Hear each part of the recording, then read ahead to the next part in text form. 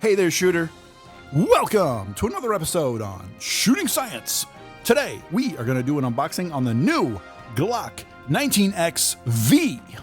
Glock quietly released this thing at the beginning of 2026 alongside the Gen6 pistols without much of an announcement whatsoever. So after we unbox it, we're going to talk about the differences between this new one and the old 19X. And then we're going to take it to the range and try a few different types of ammo. Let's get into it.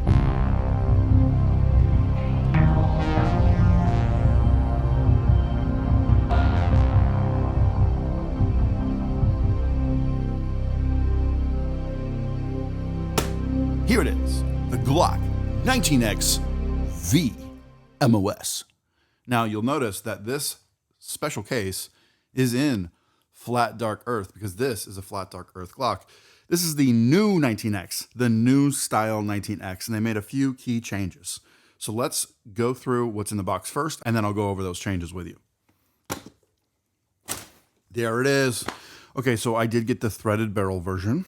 It does have this nice sort of metallic gold colored slide. It's basically the metallic version of flat dark earth. No front slide serrations. You can see the XV there, and it has a V right here on the frame. All right, so there's the gun. We're gonna go through what's in the case, and like I said, we're gonna go over the differences next. You get 2 extended mags. These are 19 round mags. You also get a flush magazine. Sits like this. This one holds 17 rounds. You get 3 magazines with a 19X or 19XV, so that's a good value there as well. With a normal Glock purchase, they're not going to give you factory extended magazines. You're going to get flush mount magazines. They also include this magazine loader. Real quick to demonstrate how this works, if you've never seen this before, or if you're new and you don't know how to use one, I'm going to do this real fast.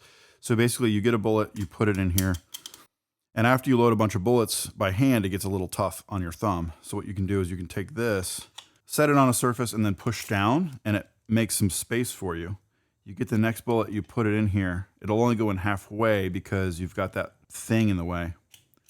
So you put it in, hold down the bullet as you raise this, and push the bullet in with your thumb that way. And then you can load the whole magazine, and it's easier on your thumb because you're pushing down with this piece of plastic instead of your thumb. So there's that.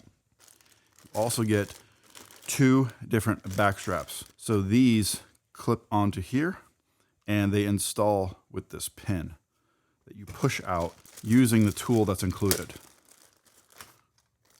So here's your pin pushing tool, and then they give you this extra pin because this pin needs to be wider to accommodate this wider grip. It's real easy. So you just take this tool here, you push this out, you clip the grip on the back, and then you push the longer pin through the hole. Super simple. They also give you a safety lock with a barrel brush, and then they give you this barrel rod. What's cool is these 2 things come together. So you take this and you can thread it into the end of this, like so.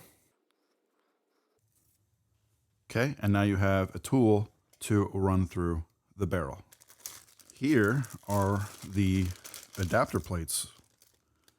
Well, adapter plate, I should say. And the tools for that. So this is an MOS plate 02. It's for RMR patterns. So they give you this for free in the box.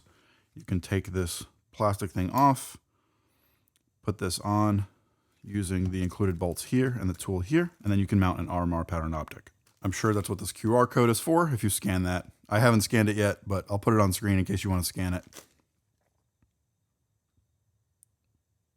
There you go. And then the last thing you get is this packet here. There's nothing else in there. Nothing else up under there. For these, I like to cut them open so that they stay nice. So now I can always keep everything in this envelope.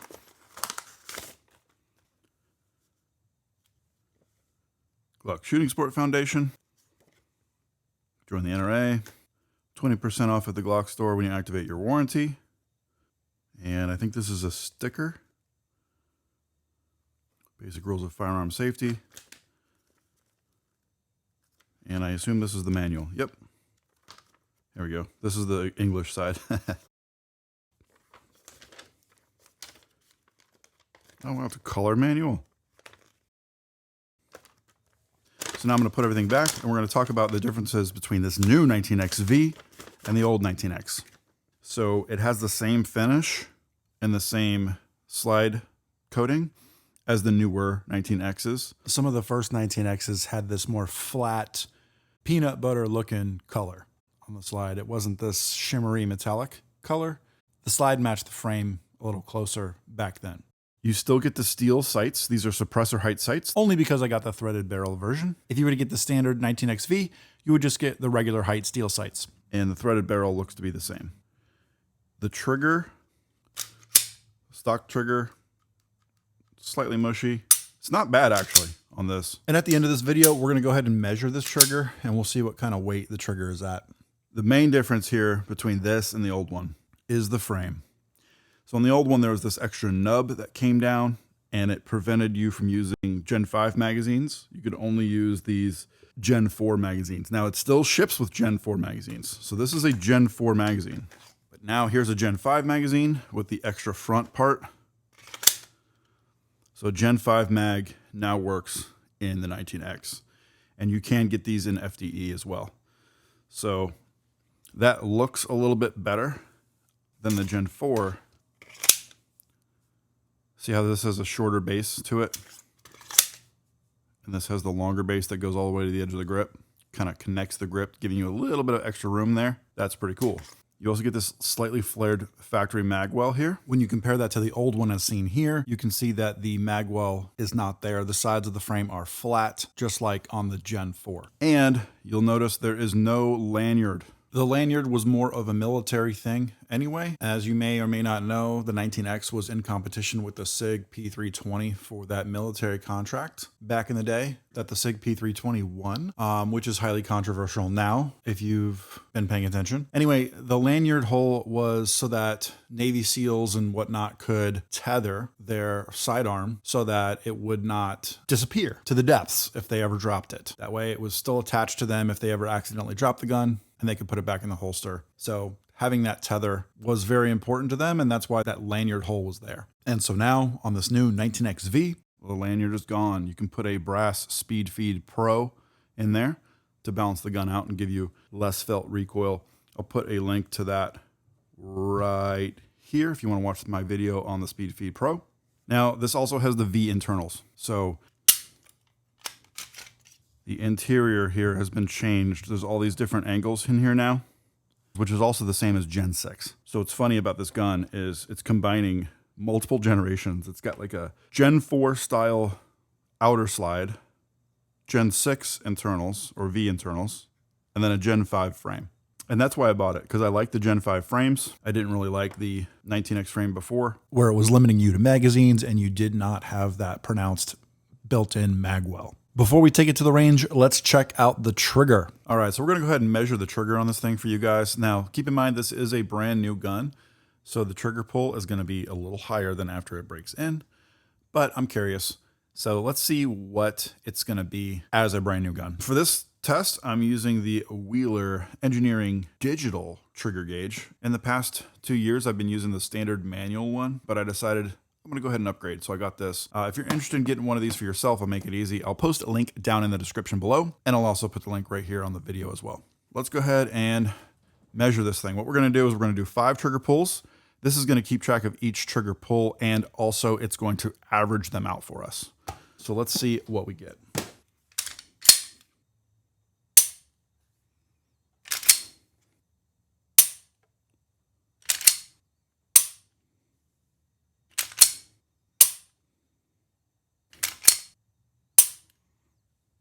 All right, so we did 5 pulls with an average of 5 pounds and 8.9 ounces, which is about normal. Glock says 5.5 pounds, so that's about what you're gonna get. So that's a normal trigger pull there. So next, I'm gonna go try this thing out at the range and see how it shoots. Another interesting thing that I found out during this unboxing, when you go to put the slide back on, the slide kind of angles itself as you slide it back, so it doesn't fully line up as easily with the frame of the gun as it used to before with Gen 5 and Gen 4 and so on. So you kind of have to push the slide in as you slide it back, or you can just jiggle it. This is with both Gen 6 and V series Glocks. If you know what I'm talking about, put a comment below. I was really surprised as I struggled through this for the first time. Like, I thought there was something wrong with the gun. It's just a new quirk for the new series Glocks. Okay, so now we're here at the range with the 19XV. Let's see how it shoots.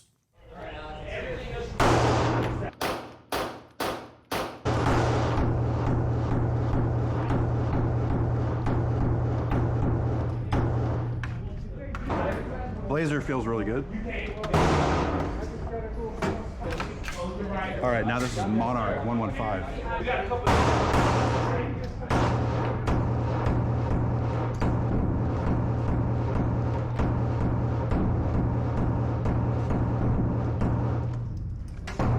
All right, now this is HSL 124 grain.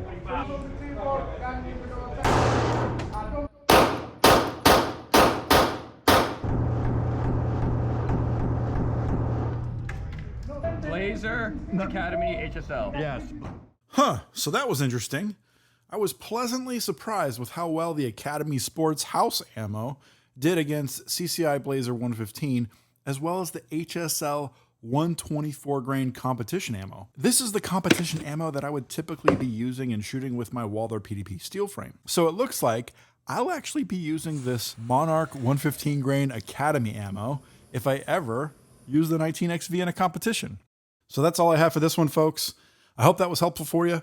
If you have any questions, please put those down in the comments below. Also, this channel is less than 2 years old as of the making of this video. If you want to help the channel out, please share this with a friend, give it a thumbs up, consider subscribing, and as always, I'll catch you on the next one.